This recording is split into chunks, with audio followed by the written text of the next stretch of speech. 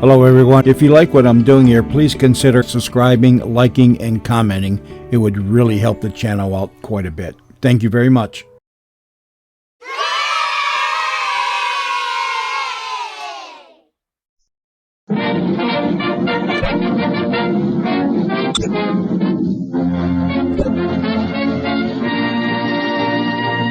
The makers of Linit, the pathway to a soft, smooth skin, present for your entertainment Fred Allen and his associate members of the Linit Bathclub Review. An announcement of unusual importance to every woman in the radio audience will be made later in this program. Be sure to listen for it. And now, on with the show. Rise and shine, stand up and take it. Rise and shine, like what you make it. If Bloom's hot should get you as he soon does, shall hide your holy and do just as the moon does. Rise and shine, don't be a mourner, things are fine.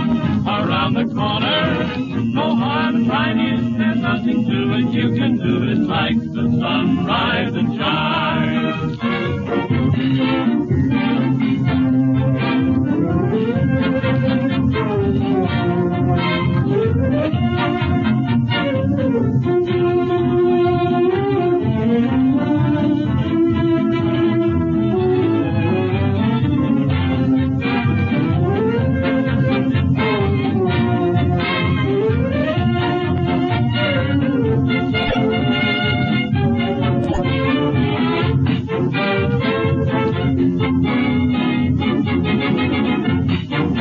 Presenting Fred Allen.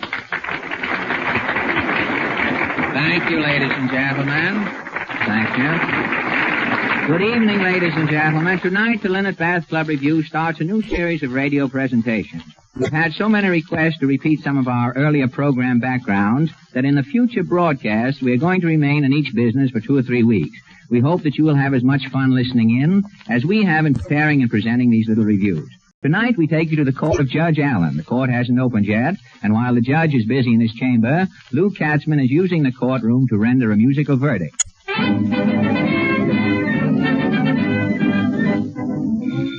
Hello? Hello? Judge Allen, just a minute. Hello? No, court isn't open yet. I'm in my chamber. Yes, I try cases over the phone, Mrs. Lummox. You want a divorce? First you caught your husband kissing the woman upstairs, then you caught him kissing the woman downstairs, then he kissed the cook, huh? No, don't divorce him yet. It may be your turn next. The reporters are here, Your Honor. Send them in. Good morning, Judge. Hello, Joe. Hello, May. What's on your mind? Oh, the editor wants to know something about your new court. Yeah, what's the big idea opening your own court? Well, I'll tell you. The city police courts are old-fashioned. For years, they've had everything their own way. There's been no competition. Well, what do you mean? Well, they don't cater to the customer. Every time you get arrested, they drag you down to court, whether it's convenient or not. They've been using the same old sentences for years, and they're still giving people pre-war fines. It's outrageous. Well, what's your court doing? In the first place, I'm open day and night. Well, what about fines? They've got to come down. In my court, you can pay your fine on the installment plan. If I fine you $10 and you haven't got it, you can make me an offer, and I'll bet you won't get away. Say, that's great. Oh, this'll look good in the papers. Everything else is cut rate, and I'm running a cut rate court. No case too small for me to handle. I want to put crime within the reach of every man, and you'll get justice here just as cheap as you'll get it any place. Okay, Your Honor. Well, so long. Make it strong in the papers, folks. All right. If I put this over, I'll start a chain of cut-rate courts around the country. It'll put the police out of business. Court is ready to open, Your Honor. Say, how does my new robe look? Well. Okay, I'll go right in. Oh, yes, all person having business for the court rate court, give it a dinner. Order in the court, please. Order in the court. Sit down, everybody. First case? John Flogg versus Caesar Bemis. Assault and battery. What happened, John? Well, I was working at my filling station on the night of the 7th, Your Honor, when this man here... Mr. Bemis? Yes, he drove up in a roller skate. A roller skate. Hey, I'll brain him. Now, wait a minute. Wait. Order in the court, please. If he makes fun of my car again, I'll... Sit down, Bemis. Yes, Your Honor. Now, Mr. Flugg, continue. Well, as I was saying, he drove up the filling station, I waited on him, and he struck me. That's all, Flugg. He hit you for nothing? Yes, Your Honor, he didn't charge me a cent. Now, Bemis, take the stand and tell us your version. Yes, Your Honor. 6 months ago, I bought a small car. Hey, baby Boston? Yes, Your Honor. And my life's been miserable ever since. People laugh at you when you're in it. Yes, Your Honor. And dogs bark in through the windshield? Yes, I couldn't stand it any longer. But why did you assault Mr. Flood? I drove up to his filling station and said, give me some gas and oil. Yes? He said a teaspoonful of gas and 4 drops of oil ought to fix you up. Gosh, that's a pretty old joke. Yeah, I heard it a million times since I bought the car, but I didn't say anything. When I paid him, he said that'll be 45 cents for weaning your scooter. And then you struck him. No, he looked at the car and said, if you want me to sneeze in the tires, it'll be 15 cents extra. And then you punched him. No, I threw the car at him. Flood, you're fined $2.32 for assault. Bemis, throwing the car, I'll fine you $3 for the battery. Next case. Your Honor, Officer Morphy, he arrested these 2 midgets. Charges, officer. Creating a disturbance in the day nursery. I don't try midgets in here. You know that. Take them to a lower court. This is the lowest court I know. That's belittling, Murphy. $10 fine. All right, I got it right here in my pocket. And 30 days. See if you've got that in your pocket, too. Next. There's a little girl, Your Honor. Hello. Oh, hello, Portland. Are you surprised to see me here? Yes, what were you arrested for? Oh, I'm not arrested. Papa didn't come home tonight. No? Not yet. Mama heard the patrol go by the house, so she asked me to stop in and see if it was Papa. He hasn't come in yet. Well, it's early. I'll just wait till he gets here. How do you know he's coming here? Well, Mama gave him a $10 bill to get changed this noontime, and he wasn't home at 6 o'clock. Every time he has money, he does the same thing. Does what? Well, first he takes out enough to pay his fine. Then he goes to his speakeasy and lets nature take its course. If your mother knew he wouldn't come home, why did she give him the $10? It's funny. She thought she was giving it to a stranger. Oh, didn't she know your father? No, he hadn't been home for so long. She didn't remember his face. Was he away? No, he's been working day and night. Those are long hours. Yes, he was working for an interior decorator. And the shop was open day and night? Yes, they're not real interior decorators. But if you want something to drink in the middle of the night, you just call up. What did they sell to decorate your interior? Detrimental wine, mostly. Detrimental wine. It's sort of a cordial shop. Yes, they're very polite in there. Did your father lose his job? Yes, he brought some of the wine home, and Mama thought it was furniture polish. What happened? My cousin didn't know what it was, and he shined his shoes with it. What happened to him? When he finished, he was in his stocking feet. That wine is detrimental, all right. That's what Mama said. Mama said what? She said if you christened a boat with it, the boat would have an extra porthole. Hey, your father must be unlucky. Yes, he had bad luck in his building and loan, too. Really? He went down there to draw out his money, and he stood in line all afternoon. I could never understand why they called it the building and loan. Well, when Papa finally got in the building, he was alone. That's too bad. Did he get his money? Yes, he started a rumor that the company was solvent. And all the people put their money back in again? Yes. Your father certainly was clever to start a rumor like that. He wasn't so clever. He saw the people rushing back to invest. So what? Well, Papa said there might be something in the rumor after all. So he put his money back in, too. That finishes me. You can sit down here. When you hear the musical gong, it'll probably be your father. I hope so. Next case.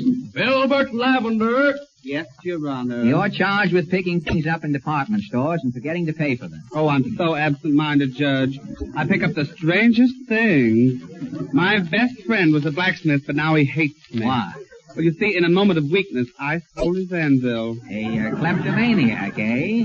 Now, you're charged with stealing 6 bottles of perfume. Guilty or not guilty? Oh, anything that will please you, Judgy. 30 days will make me very happy. Oh, thank you. That tickles me pink. Next. Lillian Lowhill. Lillian Lowhill. Take it easy, Copper. I hear you. Yours is a very strange case, Miss Lowhill. I'd advise you to get a lawyer. Listen, I got in here without a lawyer, and I'll get out the same way. You're charged with leaving things in stores and public places. Now, on January 4th, you left a pound of cheese in a flower shop. On the 20th? I know. I left 4 herrings in a jewelry store. Yesterday, you were caught leaving cream ale in the public library. Now, what's the idea? Well, it's this way, Your Honor. I used to steal things every place I went. I couldn't help it. It was like a disease. You mean you were a shoplifter? Yeah, some big doctor said he'd cure me if I'd take 10 treatments. What happened? Well, I took 20 treatments to make sure. I overdid it. Didn't you stop shoplifting? Yeah, but now I go around leaving things in places. It's like another disease. I'll fix you up. Officer? Yes, Your Honor. Bring that kleptomaniac in here. Yes, Your Honor. Say, don't put me in a cell with that guy. I'm not putting you in a cell. Yes, Your Honor. Here I am, Judgy, you great big legal beauty, you. Meet Miss Lohill. Oh, charm, dearie. Take it easy, Maisie. Now I'll release you two on one condition. Filbert, you follow Miss Lohill wherever she goes. I order you to pick up the things she leaves around. That'll keep you both out of trouble. Thanks, Your Honor. Wait a minute. Lock the doors. My watch is gone. Oh, Judgy. Here it is, Judge. I've seen him take it. Fine. You two are working together already. Next. Randolph, you saggy bottom. Yes, Your Honor. You're charged with parking your car overtime. Your Honor, I didn't. Order, please. Will you plead guilty? The fine is $8.15 for one offense, or 2 parkings for $15. I'm not guilty. All right, take the stand. You find out whether you're guilty or not. Now, it says here you not only parked overtime, but your car was next to a fire hydrant. Your Honor, Order, please. While the car was parked, a fire broke out, and the fireman couldn't connect the hose. Fireman Sparks? Yes, Your Honor. What happened? We drove up with the engine and the car was in the way. We seen we couldn't do nothing, so we went to another fire. And the house burned down. Yeah. That's all. I'm not guilty. Oh, you're not. Did you know that the heat from the burning building blistered the back of Miller's Market? Mrs. Miller, Yes, Your Honor. take the stand. Did you see the defendant's car parked near the fire hydrant? Yes, Your Honor. Tell us what you know about the case. Well, my husband owns a butcher shop. And when the building next door burned down, it melted the ice in the icebox and spoiled all the meat. How do you know it spoiled the meat? Because my husband's sick from eating it. Are you sure he was ptomaine from this particular meat? Yes, Mrs. Clancy bought some of it, and her husband nearly died. That's all. Mr. Clancy. I'm not guilty, Your Honor. Keep quiet, Saggy Bottom. Now, Clancy, what is your occupation? I'm a letter carrier. And you were poisoned by this meat? I nearly died, Your Honor. I lost my job on account of it. I took sick and couldn't deliver the mail until 2 days later. And when you couldn't deliver the mail, Miss Baxter was dispossessed. Miss Baxter, I tell you, Your Honor. tell us your story. Well, my rent was overdue, and I sent a check the very day that Mr. Clancy was stricken. And your check, naturally, wasn't delivered in the mail. No, Your Honor. My letter stayed in Clancy's bag, and I was dispossessed that night, Your Honor. I'm not guilty. I'm not through, Mr. Saggy Bottom. This is a court of justice. Now, when Miss Baxter's check failed to arrive, the landlord, Mr. Feinbaum, found himself in financial difficulty. Mrs. Feinbaum, Yes, George. tell us about your husband's dilemma. Well, I'll tell you. Mr. Feinbaum owed the bank on his mortgage, you see. He was going to use Miss Baxter's check to settle the amount. But he didn't receive the check, so he couldn't pay the bank. No, the bank took the building away from my husband. Oh, and Mr. Feinbaum went crazy. He jumped out of a window.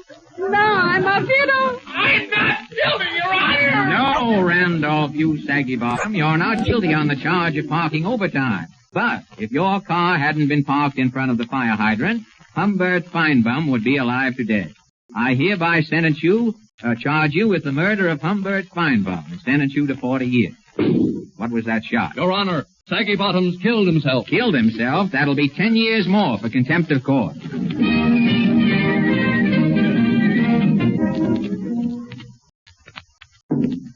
Next case. Ronald C. Blotto.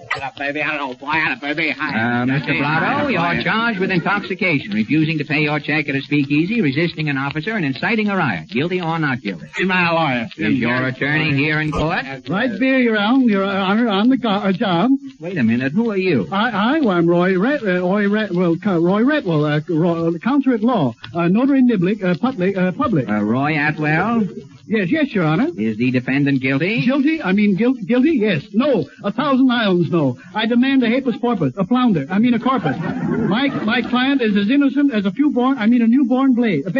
This case is as clear as a crystal. Boy, I'll tell you, Webster, that. Order in the court, please. Oh, no harm done, Your Honor. My client is feeding his goat. Feeling his oats. Mr. Blotto's a prince. A little fellow and well met. No, never mind that. Put him on the stand. No sooner shed than done. I'll have him acquitted in 2 slaked milkshakes of a clam's tail. Mr. Blotter, will you take the stand? Throw it. Your Allen, he's a slobber. I mean, a sober as a fudge. Yes. Proceed with the case, if you will. Exactly. Now, Mr. Blotto, we want the truth and not the sleuth. Mr. Truth, we want the truth and nothing but I object. Wait a minute. What are you objecting for? Well, I thought I'd take the words out of your mouth. Every time I try a case, somebody objects. The boy Darrow and the boy old Clarence. Order, please. Now, was your client in the speakeasy on the night in question? Of course he was in the squeakeasy. Every man has his place, and my client's place was in the pig and bristle, the whistle. What's that? With the pig and thistle, I mean the pig and pickle, the whistle, that's a sneaky. Oh, let it go. Fair weather. Please. Had the defendant been drinking? Mrs. Blotto, have you been drinking? I was polluted. There's the bill, boy. Was I drinking? Look at it. It's a list of drinks. Two brandy goats, and Tom and Jerry. When did the trouble start? The stubble start? There was no bubble startle. Someone put a mum's extra fly bottle in my client's hand, and he tossed it out of to a waiter. Hello, boy, old technocrat. Quiet, please. Now, he tossed the bottle. He tossed the tottle, yes. The bum's extra dry bottle. And the waiter ducked. And the bottle went through the window. Then the police came in. Yes, the cops broke down the doors, but the wattle was empty, and the cops wanted to know why. Hail. Order, please. Now continue, Mr. Atwell. But my client was as cute as a cucumber. He threw a cop through a window. Through the same window? Yes, he saw a hole in the window, and he didn't want to see it go to waste. Sure, I object. Have a little drink. Here, Blotto. Put that flask away. I object. Pass it around. Give me the flask, officer. It's nothing, Your Allen. It's ginger ale or root beer, I'll bet. If this is intoxicating liquor, Blotto will get luck. Intoxicating ticker? Taste it, Your Honor. Why, it's probably nothing but some mouth sauce, or a gargle that he's been taking for a sore goat. A sore throat. It smells like liquor. That is a lie. Taste it, Your Honor. Taste it. Tastes like liquor, too. You try it, Atwell. Yes. That's not liquor. It's liquor. I'll say it's lemon phosphate. Here, let me taste it again. No. It's scotch. No, give me another taste. No, that's not scotch. It's orange squash. I'll try once more. No, it's scotch. Wait, that's a lie. Yeah, stop that sing, you. If I could sing better than myself. Don't deny, Nudge. Son. Hey, walk on. Let's make it a trio. All right, boys, let's go. Let's see.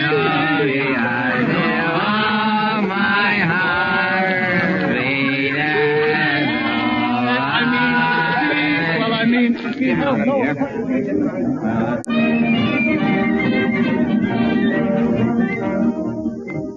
Next case. The Sisters of the Blue Nose versus Floppo Stock Company. State your case, Miss Snoop.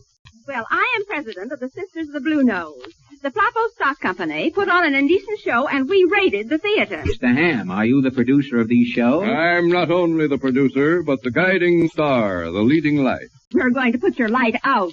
The actors are a public menace. Show them no mercy, Judge. The quality of mercy is not strange. This is no time for poetry, Ham. What show were you presenting? That famous melodrama, And the smell of the Yukon. Oh, yes. That's the play about the Alaskan gold rush. It's indecent, Judge. It's all about gold diggers. All is not gold that's in bridge work, madam. No proverbs, Ham. Are you guilty or not guilty? You're the judge. That's right. I forgot.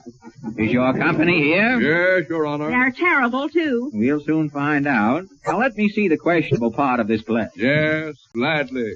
You'll see the play is as clean as the driven snow. Yes, snow that's been driven through Pittsburgh. Quiet, quiet. On with the show. I say, Big Chief Running Pants, are you sure you know the way? We know every foot in Alaska. Oh, Your Honor, that's a suggestive remark. He knows every foot. He's an Indian chiropodist. That's not vulgar. Go on, Ham. The place is full of wolves. Look at those tracks. Wolf no have track. Stick-car have track. Chief, in the mountains. Those figures are moving. Mountain ghost. You mean it's a haunted mountain? Good haunting ground. Much ghost. Ghosts? I thought you said ghosts. It's a beautiful sight. Thousands of goats. It's the smell of the Yukon. Much beautiful. Fui. Speaking of goats, reminds me of Frisco Kate. She's up here somewhere, Chief Running Pants, and I'll find her if it takes all night. Oh, Your Honor, Frisco Kate is Quiet, quiet. Look, he big dance hall. Much good firewater. Free war. We'll go in. They may know Frisco Kate. Hello there, strangers. Come on in and get warm. Thank you, gal. Where far? The back room, straight ahead. What do you have, stranger? 2 Tom and Jerry's. I'll give you Tom, but I'm all out of Jerry's. 2 Toms, then. You prospecting for gold? No, partner. I'm a seeking Frisco Kate. She's worth her weight in gold to any man. She ain't been here, stranger. I wonder if any of the boys have met up with her. Wait a minute. I'll call the joint. Quiet, everybody. Give me your attention. Wait a minute, Ham. This show is putrid, but it's not vulgar. It's obscene. Snoop, you're wasting the court's time. This acting isn't suggestive. No, but the dancing is. What dancing? When I saw the show, a girl named Belle Fatima did a dance called the Dying Duck. The Dying Duck? Yes. And from the looks of her costume, the duck died of exposure. Mr. Ham? Yes, Your Honor. Is La Belle Fatima here? Yes, but she can't dance, Your Honor. Her costume is missing. A little thing like that shouldn't stop her. Quiet. Miss Snoop, not knowing the nature of the dance, I can't act. Nature of the dance is right. It was all nature. Well, since I can't see the dying duck, I'll have to dismiss the case. No, Your Honor. Before I'll see these criminals freed, I'll do the dance for you myself. You will? How did it start? Well, she came out wiggling, like this. I see. And then what happened? Well, her feet stood still and her body acted like $2 worth of jelly, looking for a place to gel, like this. I'm getting a good idea of it now.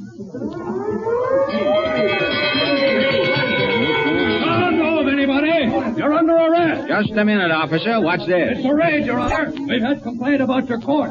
We'll have to pinch this dame who's doing the dance. Oh, there's some mistake. Oh, save me, Judge. You'll get 20 years for this, Miss Snoop. Oh, I'll never live to do it. Do as much of it as you can. Come on, lady, come on.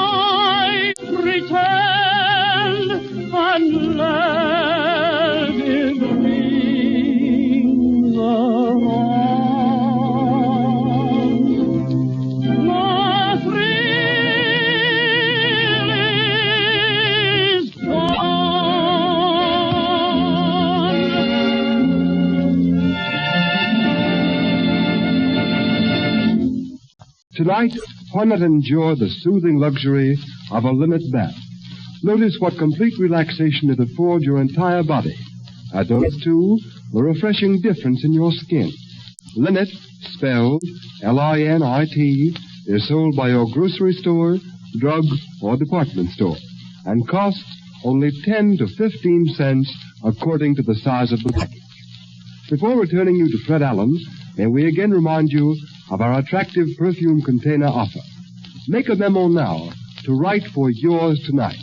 Send the top flap of a Linit package together with 10 cents to cover handling and postage. You will find the address printed on both the Linit and Cream-Ale packages. And here is Fred Allen. Good night, ladies and gentlemen. We'll all be looking for you next Sunday, so long.